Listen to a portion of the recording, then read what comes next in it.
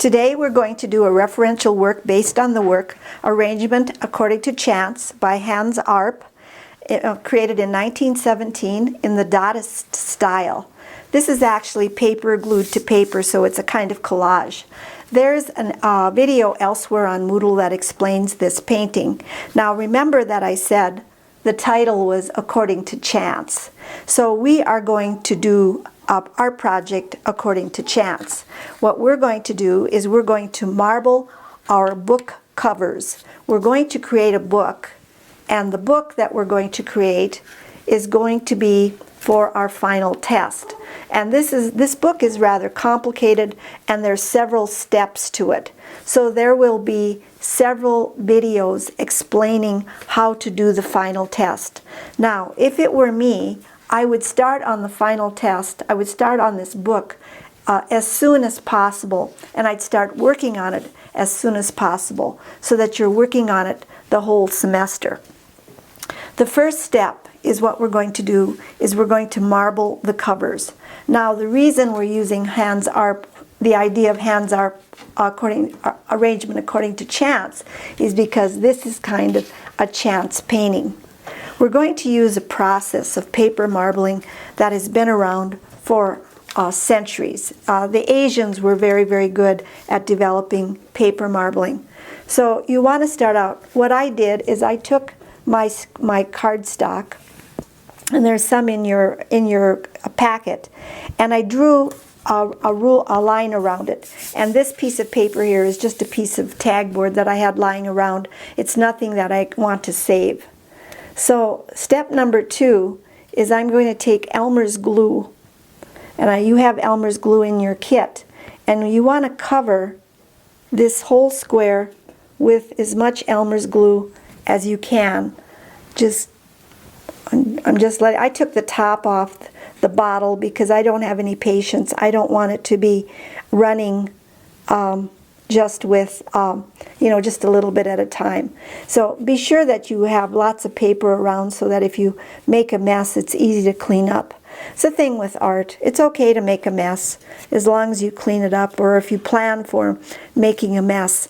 I'm kind of a messy artist myself, so I always have to kind of overkill with the cleanup, because I know that I'm not going to be neat. Sometimes I have paint in my hair out the window and at the neighbors, so I just have to be kind of careful. So get a nice thick bed of Elmer's glue on in your square as possible. And this is a fork that I'm using that I got at Wendy's, or maybe it was McDonald's. No, I think it says Wendy's on it the last time I had a snack there. So that's probably a good idea if you can, just to try to use materials that are found. So now I'm just going to take my tempera paint, and I'm just going to put some dots of tempera paint on here. And the best results are if you use 2 colors that are in high contrast. Can't get the end off of here, so just a little bit of black. Now black is kind of, when you work with black, you have to be a little careful because black makes it dark really fast. So now what I want to do is I just want to rake through these colors in the glue. So just raking through the colors, but now I don't want to rake so much that I kill it. I don't want to have too much white, because if I've got a lot of white, I know that that's just the glue, and the glue is going to dry transparent. So I'm just going to rake through this. But again, you kind of want to know when to quit. You don't want to go too much. But I want to pull some paint out here on the edges where the glue is. So let's just go a little bit more, but not too much, because I don't want to kill it.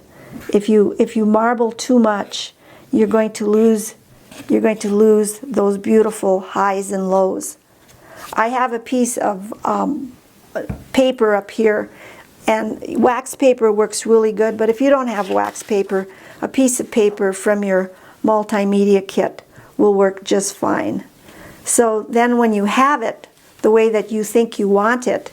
We're actually making, it's kind of a monoprint.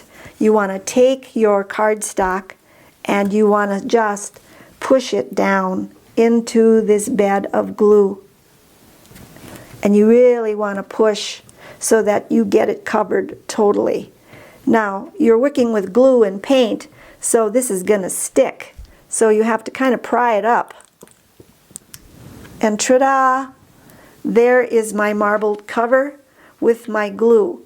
I'm just going to set it aside here. And now I know that I need 2 covers, so I'm going to take my next one. And your question would be, well, do I start the process over again? Or can I use the same glue bath? Well, you're going to have to decide if you have enough paint in there and if you like what you've got. So if you like it and you want covers that are fairly similar, just go ahead and do another one. But it's going to be total chance because you don't know what you're going to get. So press it down, and then pull it up.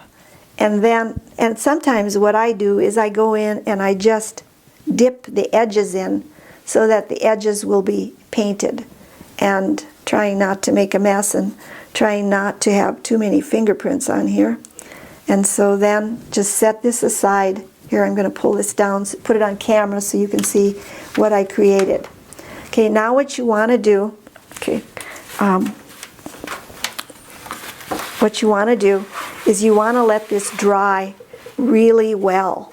And when this dries, because it's tempera paint, and it might dry just slightly dull. So what you can do is take more Elmer's glue. Take Elmer's glue and just put a little tiny bit of water in it so that it's kind of like just a little bit more runny.